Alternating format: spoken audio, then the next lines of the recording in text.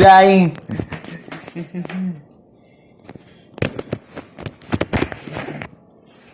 Là, il nous dit qu'il faut rester dans le bon.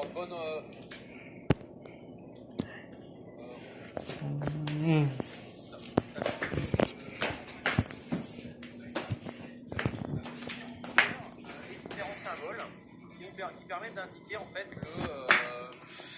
le type de circuit, si c'est du plat, si c'est des tunnels comme ici, si c'est en chantier, donc avec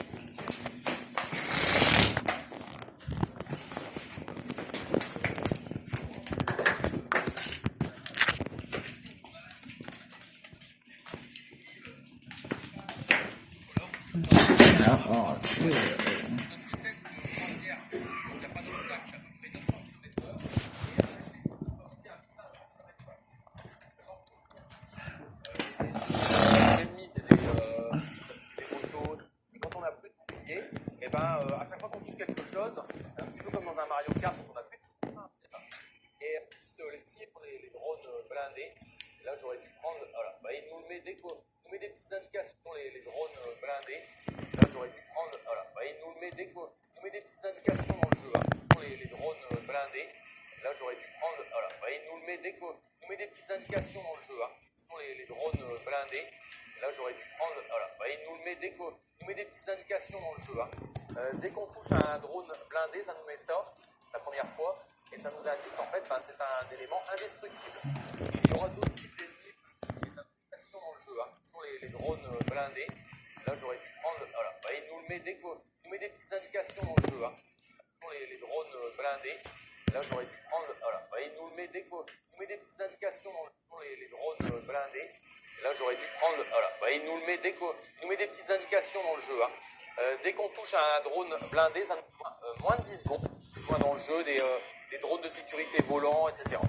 Vous avez vu que quand le timer atteint moins de 10 secondes, dans le jeu, des drones de sécurité volants, etc. Vous avez vu que quand le timer atteint, quand il y aura des drones, il y a un certain nombre suffisamment d'étoiles. Et il nous redonne également des éléments de blindage. Sachant que si on a conservé notre blindage, donc là il nous dit qu'il faut rester dans le bon blindage.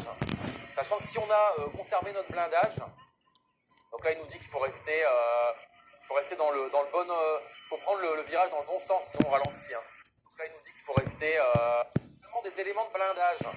Sachant que si on a conservé notre blindage, donc là il nous dit qu'il faut rester dans le bon. Il faut prendre un élément moins de 10 secondes, on entend cette espèce d'alarme et ça se met à clignoter.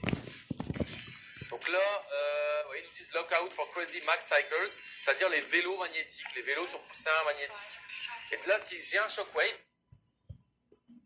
le dernier niveau qui s'appelle l'Ultimate Challenge et qui est un niveau en fait sans fin, dans lequel le seul but c'est d'aller le plus loin possible. Et en fait, la distance qu'on a franchie s'indique sur un nouveau tableau. Là, j'ai loupé 2 shockwaves. Il y avait 2 shockwaves à récupérer, mais avec les tremplins, c'est pas évident.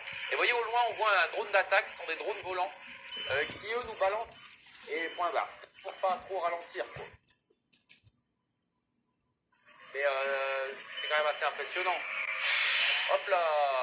Regardez comment ça va vite! Ça, c'est impressionnant. Moi, j'adore vraiment. Merci à tous d'avoir suivi ce test de Stern Runner sur borne d'arcade. A bientôt pour une prochaine vidéo. Merci à tous, c'était Doc McCoy. Salut!